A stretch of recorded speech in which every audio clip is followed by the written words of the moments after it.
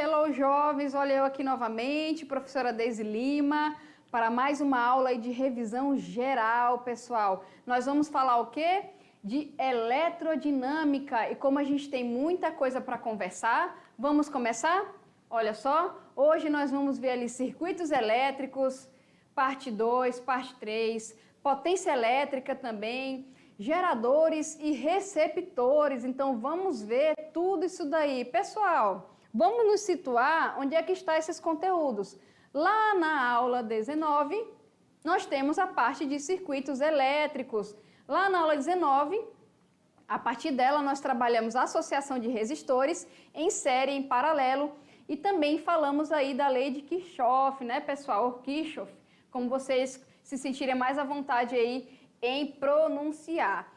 Pessoal, nós vimos que nós associamos geradores, né, resistores, nesse caso vamos começar pelos resistores, de algumas formas, ok? A gente pode associar resistores em série. Como assim, professora, associar em série? Bom, eles vão ficar lado a lado, como vocês estão percebendo aí, e a corrente elétrica, ele vai possuir o mesmo valor em todo o circuito. Então, a corrente elétrica que passar pelo resistor 1 vai ser igual ao do 2, igual ao do 3 e igual ao do 4. Então, a corrente elétrica é uma característica ali na nossa associação em série e vai ser a mesma. E a resistência equivalente vai ser, no caso, a soma de todas as resistências do circuito. Então, se eu tenho aí 4 resistências, a resistência que equivale a esse circuito é a soma de todas elas, ok? E ainda também, pessoal, dentro da associação em série, a tensão que alimenta cada resistência dessa daí vai depender o quê? Do valor da resistência e do valor da corrente. Como a corrente que atravessa é a mesma, a gente representa aqui, como vocês podem ver, por I. E a tensão que alimenta o primeiro resistor, por exemplo, que é o R1, vai depender do R1 e do valor da nossa corrente, como vocês podem observar, certo? E é justamente, nós podemos falar que nesse tipo de associação, para eu saber a tensão que alimenta todo o circuito, eu vou ter que somar as tensões que alimentam cada resistência, certo? Então, a tensão que alimenta cada resistência depende do resistor, tá, pessoal? Isso não é igual lá na associação em paralelo. O que nós vimos na associação em paralelo? As resistências, ou seja, os resistores são colocados paralelamente, um do lado do outro.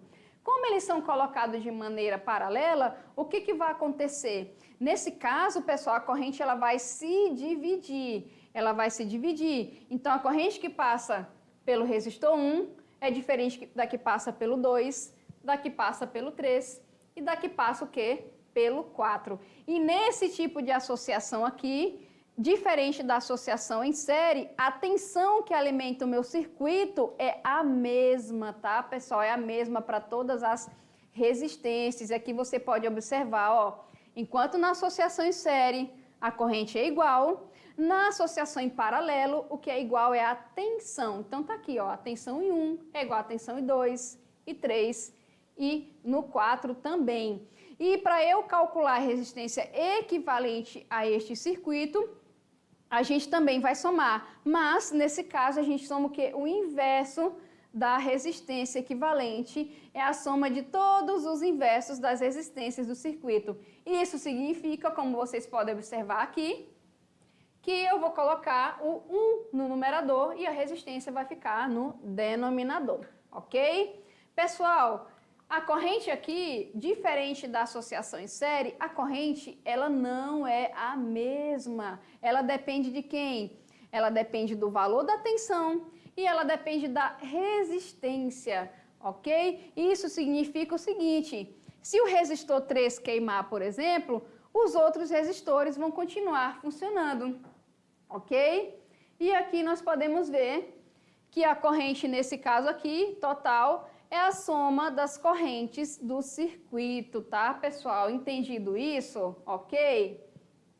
E aqui, olha só, nós podemos observar também que pelas leis de Kirchhoff eu tenho duas. A primeira lei é chamada de lei dos nós. ela se aplica aos pontos do circuito onde a corrente elétrica se divide, ou seja, nos pontos de conexão entre 3 ou mais condutores, né? No caso, nós aqui, como vocês podem observar, por exemplo, ali perto de B tem um nó e perto do E eu tenho outro nó, ok? E na segunda lei, que é a chamada lei das malhas, como vocês podem observar, a gente aplica os caminhos fechados de um circuito, tá bom, pessoal? Quais são chamados de malha, ok? Se a gente for trabalhar aí, aqui, por exemplo, ó, nós temos uma malha do lado esquerdo e nós temos a outra malha do lado direito e aqui os pontos B e E representando os nós, tá bom? Que é onde a corrente aqui ela vai se dividir, ok? E aqui para a gente ver melhor, né, sobre as leis dos nós ali, essa lei, pessoal, ela é consequência da conservação da carga elétrica, cuja soma algébrica das cargas existentes em um sistema fechado permanece constante, ok? Então aqui a gente tem essa lei de conservação da carga elétrica. E aqui também, pessoal, vocês podem observar aqui que isso indica que a soma das correntes que chegam em um nó é igual à soma das correntes que saem. Então, se chega nesse nó aqui, ó, 5 amperes, vai ter que sair 5 amperes, ok? Então, se eu somar I2 com I1 e dar 5 amperes, eu somar I3 com I4, também vai dar 5 amperes, ok? Isso aí é o que fala também a lei dos nós, tá? Continuando aqui, quando a gente fala da lei das malhas, é uma consequência da conservação da energia. Uma é da carga, essa aqui é da energia.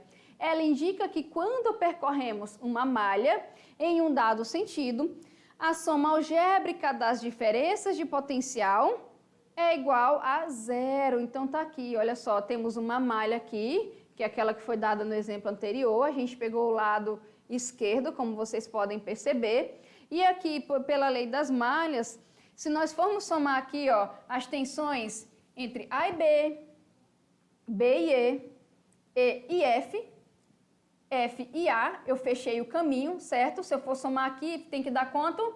Zero, tá, pessoal? Então, essas aí, a gente faz a associação, tá? Em série, faz associação em paralelo, tem as características de tensão, de corrente, revejam isso aí certinho, tá bom? E tem também ali a lei dos nós e também das malhas, ok? Agora a gente vai continuar com a nossa revisão. Vamos lá? Olha só.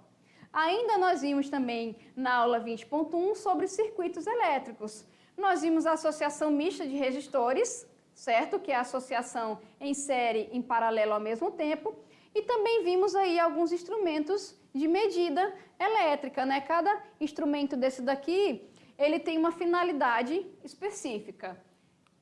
Aqui na associação mista, nós vimos o seguinte, ela é uma associação mista, consiste em uma combinação em um mesmo circuito de associações de série em paralelo, como vocês podem ver nessa figura aqui. Olha só, eu tenho R1 e eu tenho aqui R2 e R3 estão associados em paralelo, certo? E os dois estão associados em série com R1. O que eu tenho que fazer aqui para resolver esse tipo de questão, por exemplo? Né, eu quero fazer aí uma resistência equivalente. Primeiro, pessoal, você pega o que está em paralelo. Tá ali, olha só. Nesse caso ali, a resistência equivalente que está em paralelo é a soma dos inversos. A corrente é igual à soma da corrente que passa pelo 2 e pelo 3. E a tensão que alimenta é igual. Então, aqui são as 3 características da associação em paralelo. Fez a parte paralelo? Aí você faz a parte, olha só, que está em série. Em série, a resistência equivalente já é a soma das resistências, a corrente que passa é igual e a tensão depende do valor da resistência, ok? E aí você vê as características da associação que está em série. E aqui nós temos uma associação mista, tá? É só lembrar da característica para resistência, corrente e tensão de cada associação dessa daí, ok? E, pessoal, sobre os instrumentos de medida elétricas, nós vimos que os instrumentos de medida servem para mensurar grandezas físicas. Os valores medidos podem ser obtidos de forma analógica, como está aí nessa parte dos relógios redondinhos, né? Ou digital, como está mostrado aí, esse aparelhozinho aí em forma retangular, ok? E aqui nós vimos que o amperímetro, ele serve para quê? Amperímetro vem de ampere, obter medida da intensidade do fluxo da corrente elétrica. Então, amperímetro, corrente elétrica.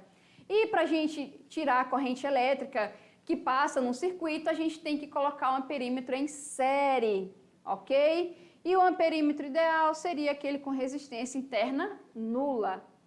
Outro, pessoal, voltímetro. Voltímetro vem de volt. Vamos obter o que? Tensão. O voltímetro é sempre conectado em paralelo com o componente a ser testado, ok? Amperímetro em série, voltímetro em paralelo.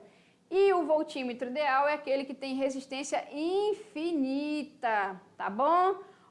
Mais um, pessoal, quem lembra do galvanômetro?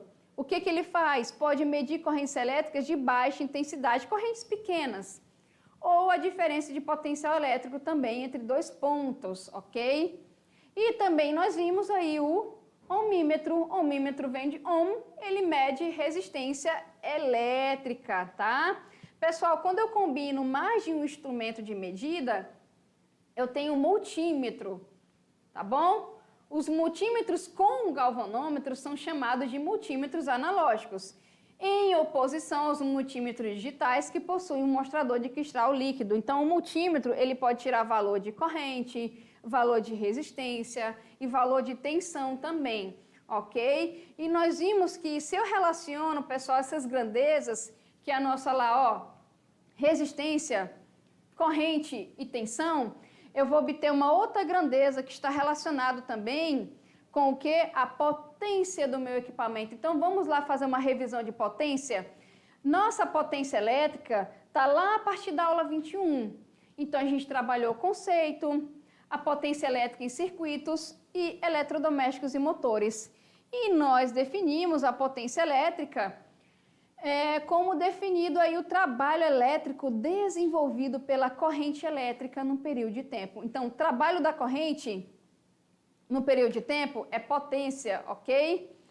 E ali também os resistores são dispositivos elétricos que, ao serem percorridos por corrente, transformam energia elétrica em energia térmica, tá, pessoal? Aí nós vimos aí o fenômeno do efeito Joule, ok? O resistor, ele pode dissipar energia elétrica quando ele é percorrido por corrente. Vamos fazer a nossa relação. Relação para potência quando eu trabalho com resistência e corrente, tá? A potência aí é a resistência vezes a corrente ao quadrado. E quando eu trabalho com voltagem? Tá aí, pessoal, quando eu trabalho com voltagem, eu tenho que a potência, ela é a voltagem ao quadrado dividido pela resistência. E também, quando eu trabalho aí com a nossa corrente e a DDP, eu tenho aqui, vou riscar aqui do ladinho, ó, que a nossa potência, ok? A nossa potência, ela é o quê? A nossa potência, ela é a corrente vezes a tensão, ou seja, a potência faz π, ok? Então, nós temos aqui essas três formulazinhas para relacionar potência, tá, pessoal? Além da potência, nós falamos também dos eletrodomésticos e motores. Nós temos aí os receptores de energia, que são os eletrodomésticos, que eles vão transformar a energia elétrica em outra modalidade de energia, ok? E aqui nós vimos que cada eletrodoméstico, ele tem um valor de alimentação de tensão, de corrente e tem uma potência de funcionamento, né, pessoal? E dá para descobrir gasto energético, entre outras coisas. E ali nós temos os geradores. Se o receptor transforma energia elétrica em outro tipo de energia, o gerador, ele transforma outro tipo de energia em energia elétrica, tá, pessoal? E nós vimos que, para relacionar isso, falamos de usinas, falamos de geradores de energia. Então, os motores, eles são geradores de energia e nós vimos aí os vários tipos de energia. E em falar em gerador e receptor, pessoal, nós destacamos lá na aula 24, ok? Especificamente falando de gerador e receptor. A gente começou pelo gerador. Nós vimos que os geradores, eles são o quê? são aparelhos que convertem energia elétrica em qualquer outro tipo de energia, como eu falei para vocês, ok? E eu citei também que o dínamo é o tipo mais comum de gerador elétrico. E nesse caso aqui, ele é um gerador de corrente contínua. E aqui a gente até colocou uma figura, que eu trouxe ela de volta aqui na nossa aula de revisão, que é o dínamo que está numa bicicleta, né? Então, com o movimento aqui da bicicleta, a gente consegue fazer isso daí, ok? Galerinha, o que nós vimos mais? Olha só, deixa eu só circular para mostrar para vocês. Ali. Nós vimos a equação do gerador, onde essa tensão aqui, ó, que é a tensão elétrica, está relacionada o quê? Com a força eletromotriz do gerador, com a resistência elétrica interna desse gerador e com a corrente, ok? E nós vimos que, como nós temos esse negativo aqui, antes da resistência, a curva característica desse gerador é uma curva decrescente, ou seja, uma reta decrescente, já que isso aqui é uma função de primeiro grau, ok? E aqui, olha só, como eu falei para vocês, tá aqui a nossa curva, né, do gerador, que é uma reta decrescente, ok? E aqui, só para a gente ver, quando a corrente é igual a zero, a gente tem que a tensão é igual à eletromotriz, e nesse caso aqui, eu vou ter um circuito aberto, não está ligado a nada, tá, pessoal, nesse caso aqui. Que observações nós fizemos mais? Olha só, quando a gente trabalha aqui a tensão é igual a zero, a gente tem a corrente de curto-circuito, tá? Quando a tensão é igual a zero, fechou? E nesse caso aqui, a tensão no circuito é nula e a corrente que atravessa é máxima. E aqui a gente fez uma relação da corrente de curto-circuito, que é justamente a eletromotriz, dividido pela resistência, ok? Pessoal, além dos geradores, que nós vimos que eles transformam aí energia elétrica em outro tipo de energia, nós também falamos daqueles que recebem, vamos dizer assim, eles transformam energia elétrica em outro tipo de energia, certo? O gerador ele pega outro tipo e transforma em elétrica, e nós vimos aquele que pega elétrica e transforma em outro tipo. Quem são?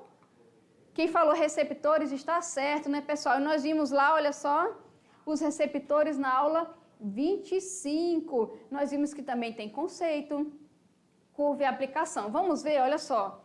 Tá aqui o esquema do receptor, ó. Energia elétrica, ele pega ali, tem energia que é dissipada em forma de calor, e ali a energia não elétrica, né, que é usada para o funcionamento do nosso receptor. E nós vimos que a curva, da mesma forma que no gerador, está associada ao que é a formulazinha, né, pessoal? Tá aqui, ó, uma curva crescente, nesse caso aqui a gente fala curva característica, que é o que é dado na função, é a aparência, e nesse caso aqui é uma reta crescente, onde nós temos, ó, que a tensão ali é a contra-eletromotriz, ok? Vamos lá, DDP total oferecida pelo gerador aqui, para o nosso receptor. Aqui, ó, é a DDP útil, que a gente chama de força contra-eletromotriz, que é a DDP que é efetivamente utilizada pelo aparelho receptor, ok? E aqui nós vimos que a última parcela, depois do positivo, é a parte dissipada pela resistência interna, né? Que é a parte aí que é transformada em calor, ok? Então, pessoal, se liga ali, olha só. Enquanto, vou voltar aqui rapidinho. Enquanto, deixa eu voltar aqui de novo, peraí, vamos lá, vamos voltar. Enquanto aqui, ó, no nosso gerador, vocês podem ver que tem, ó, um negativo aqui. Aqui nós temos a força eletromotriz e a tensão, ok? E aqui a parte da resistência da corrente. Então, aqui, função de primeiro grau, ou seja, a tensão em função da corrente, nós vamos ter uma curva decrescente. Aí nós temos duas opções. Deixa eu voltar aqui rapidinho. Quando I é igual a zero, a tensão é igual a eletromotriz. E aqui nós vimos, olha só, que quando U é igual a zero, a gente tem a corrente de curto e aqui a corrente máxima, né, que atravessa, a gente relaciona aqui. E no receptor, nós vimos que para fechar aqui, olha só, o que muda aqui, ó, nós temos que essa parte é que é fornecida pelo gerador, isso aqui é o que é efetivamente utilizado pelo aparelho para o funcionamento, e isso aqui é a parte dissipada, ok? E nós vimos também algumas aplicações, então todos os equipamentos, pessoal, que precisam aí de energia para funcionar, ó, vocês podem ver uma furadeira aqui, ó. Vocês podem ver a outra aqui, tudo depende de energia para funcionar, são receptores elétricos. E o que fica geralmente aqui que fornece essa energia para o funcionamento são o que? Os geradores. Entendido, pessoal? Tranquilo? Então essa foi a nossa revisão. Olha só, mas fiquem comigo que na próxima aula tem mais revisão de física para vocês. Tchau, tchau!